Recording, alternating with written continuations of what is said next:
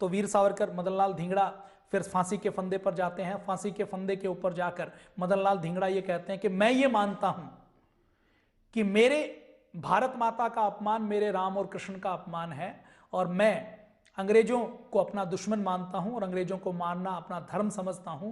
और हंसते हंसते वो फांसी के फंदे के ऊपर झूल जाते हैं। अब ये जो सारा काम होता है, तो वीर सावरकर केवल सभा में विरोध नहीं करते, उस समय अंग्रेजों के अंग्रेजी समाचार पत्रों में लेख लिखते हैं कि मदन लाल धिंगड़ा गलत नहीं है, अंग्रेज अत्याचार करते हैं। तो अंग्रेजों की नजर में वो बहुत ज्यादा, अंग्रेजों की पुलिस उसके पीछे पड़ जाती है। इंडिया हाउस को सील कर दिया जाता है। वीर सावरकर विपिन चंद्र पाल जी के यहां कुछ समय रहते हैं। मैडम बीकाजी और श्यामजी कृष्ण वर्मा पेरिस में चले जाते हैं, क्योंकि अंग्रेजों ने लंदन में बहुत ज्यादा सख्ती कर दी है। तो वीर सावरकर को भी वो पेरिस में बुला लेते हैं। फ्रांस में वीर सावरकर रहते हैं। फ्रांस में रहते हुए जब वो सुनते हैं कि भारत में उनके भाई को गिरफ्तार कर लिया गया है, और भारत में उन्होंने जो बम बनाने का फार्मूला भेजा था, उन्होंने जो चीजें भेजी थी, उसके आधार पर भारत में क्रांतिकारियों के ऊपर बहुत से अत्याचार हो रहे हैं, तो वो ये सोचते हैं कि मैं पेरिस में अभी खाली बैठूं, ये ठीक नहीं है। यद्यपि पेरिस के अंदर, फ्रांस के अंदर भी वो दूसरे देशों के क्रांतिकारियों से संपर्क करते हैं, वहां पर लेख लिखते हैं, लेकिन उनका जब मन नहीं लगता कि मुझे लंदन में जाना है, तो वो पेरिस से लंदन वापस आते हैं।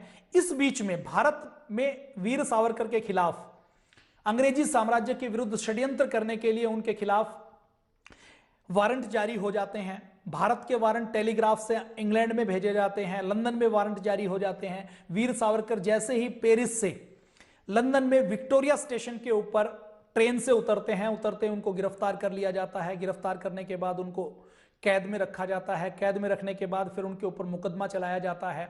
मुकदमा चलाते हुए वीर सावरकर से जब कहा जाता है, जब बातचीत की जाती है, तो वीर सावरकर अपने सारे अभियोगों को नकार देते हैं कि मैंने कोई साजिश, कोई षड्यंत्र नहीं किया। अंग्रेज पीछे पड़े रहते हैं। तो उसके बाद वीर सावरकर कहते हैं कि मेरे ऊपर जो मुकदमा चलाया जाना चाहिए वो लंदन में चलाया जाना चाहिए, उनके वकील कहते हैं। तो अंग्रेज ये चाहते हैं कि लंदन में हम मनमानी नहीं कर सकते, तो वीर सावरकर को वो भारत में भेज देते हैं। वीर सावरकर को भारत में लाया जाता है, और इसके बीच में एक बड़ी घटना होती है जिसने वीर सावरकर को वीर की उपाधि दी। ऐसा वीरतापूर्ण कार्य जो छत्रपति शिवाजी और महाराणा प्रताप ने किया, वो वीर सावरकर करते हैं। जेल में मैडम बीकाजी और श्यामजी कृष्ण वर्मा वीर सावरकर से मिलने के लिए आते हैं। तो वीर सावरकर कहते हैं कि मुझे अब भारत ले जाया जाएगा, और जब भारत ले जाया जाएगा तो जिस जहाज से मुझे ले जाया जाएगा वो मार्सल, फ्रांस की एक जगह है, वहां पर रुकेगा। तो मैं मार्सल में जहाज से कूद जाऊंगा, आप वहां पर मिलना, और मुझे अंग्रेजों की कैद में नहीं रहना, मुझे तो अंग्रेजों से लगातार संघर्ष करना है। जहाज में वीर सावरकर को ले जाया जाता है। वीर सावरकर को जब ले जाया जाता है, तो जैसे ही फ्रांस का मार्शल्स का तट आता है, तो उस तट में समुद्र के बीच में मार्शल्स के पास वीर सावरकर निर्णय करते हैं कि मुझे अंग्रेजों की कैद से बाहर निकलना है। और उनको केवल कैद से बाहर नहीं निकलना, वो संकल्प करते हैं कि यदि मैं अंग्रेजों की कैद से जहाज से कूदकर समुद्र के बीच में उनको चकमा देकर वीरतापूर्ण ये कार्य करता हूं, उनके हाथ से निकलकर फरार होता हूं, तो भारत के युवाओं को एक प्रेरणा मिलेगी, उनका शोणित जागृत होगा। तो वीर सावरकर अंग्रेजों के सिपाहियों से कहते हैं कि मुझे टॉयलेट जाना है। वो जहाज के टॉयलेट में जाते हैं। टॉयलेट में जाते हैं तो जो जहाज के बाहर से टॉयलेट के अंदर से दिखाई देता है, वहां पर अपना कोट टांगते हैं। जहाज का जो रास्ता है वो छोटा सा रास्ता है, 10 से 12 इंच का। उसमें से वीर सावरकर सीधे सीधे नहीं निकल सकते, तो अपने कपड़े उतार कर वो अपने शरीर के ऊपर साबुन मलते हैं, और उस छोटे से सुराख से जो प्रकाश आने के लिए है, जो सीवर की व्यवस्था के लिए है, उसमें से बाहर निकलते हैं, समुद्र के अंदर कूद जाते हैं। और कूद के आप कल्पना कीजिए कि उस व्यक्ति का साहस कितना होगा। अंग्रेजों की कैद में है, अंग्रेजों की कैद से बीच समंदर के अंदर कूदते हैं, और दूसरे देश में जहां की भाषा वो नहीं जानते, वहां पर अंग्रेजों की कैद से छूटने की योजना बनाते हैं।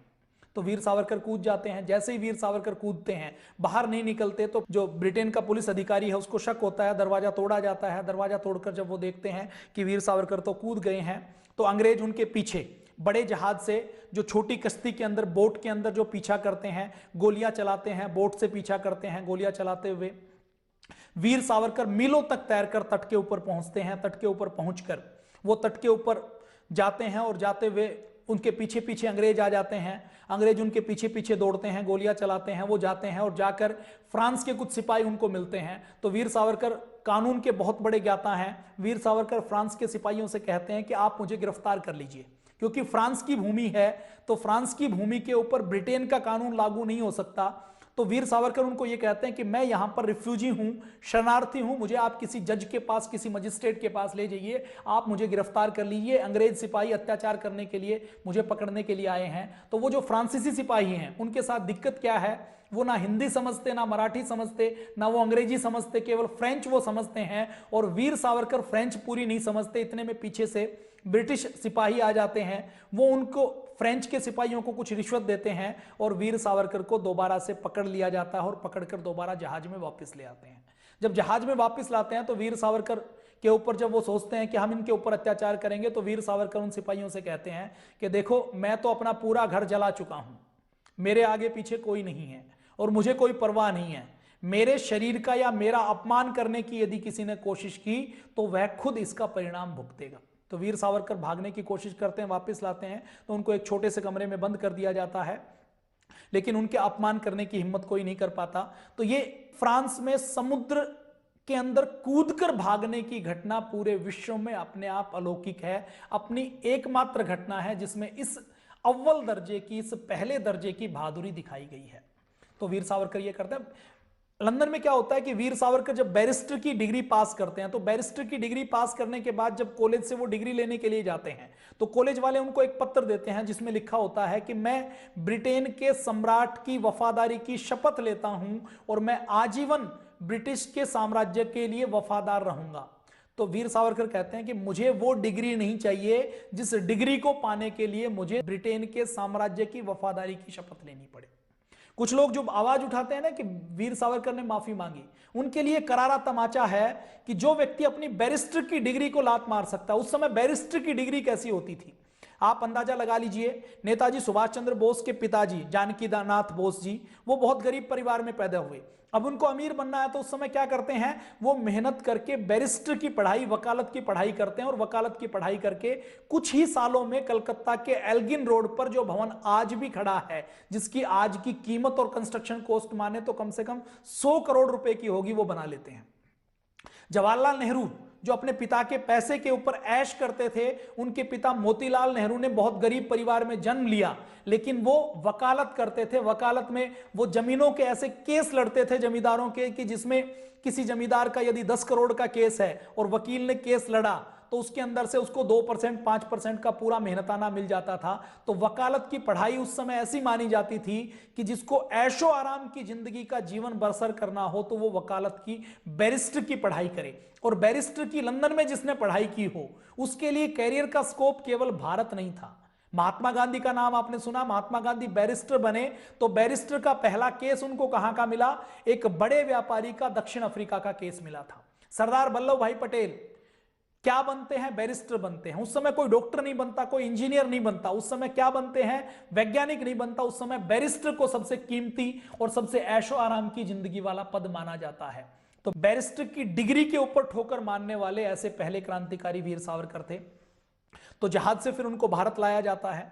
भारत में जब उनको लाया जाता है तो उनकी पत्नी उनसे मिलने के लिए आती है, और जब पत्नी उनसे मिलने के लिए आती है और उनको जब कैदियों के कपड़ों में देखती है, हथकड़ी बेड़ी उनको लगी होती है, तो उसको पत्नी जब मिलने आती है तो पत्नी की आंखें नम हो जाती है। तो वीर सावरकर मुस्कुरा पड़ते हैं और उनसे कहते हैं कि ये जो कपड़े हैं ये तो सर्दी गर्मी से बचाने के लिए हैं, कपड़ों से क्या फर्क पड़ता है, मान अपमान कपड़ों का नहीं होता। और फिर आगे वो अपनी पत्नी से कहते हैं कि देखो, अपना पेट भरना, बच्चे पैदा करना, एक परिवार पालना, ये तो कीड़े मकोड़े, चिड़िया, सारे जीव जंतु करते हैं। मेरा जीवन केवल अपना पेट भरना, कीड़े मकोड़ों की जिंदगी जीना नहीं है। मेरे जीवन का तो उद्देश्य है कि मैं अपने देश और समाज के लिए कुछ बड़ा करूं। मुझे केवल एक परिवार नहीं पालना, मुझे अपने पूरे भारत के परिवार को, अपने भारत को पालना है और मुझे भारत माता को गुलामी की जंजीरों से मुक्त करवाना है। वीर सावरकर का तब देखिए और उनकी पत्नी का तब देखिए। वीर सावरकर लंदन गए, लंदन में जाने के बाद उनका जो बेटा है प्रभाकर, उसको गोदी में छोड़ के गए हैं 2 साल के बच्चे को। जब वो लंदन में रहते हैं तो उनके बच्चे का देहांत हो जाता है। बच्चे का देहांत होने के बाद भी वो क्रांति के काम को रोकते नहीं है।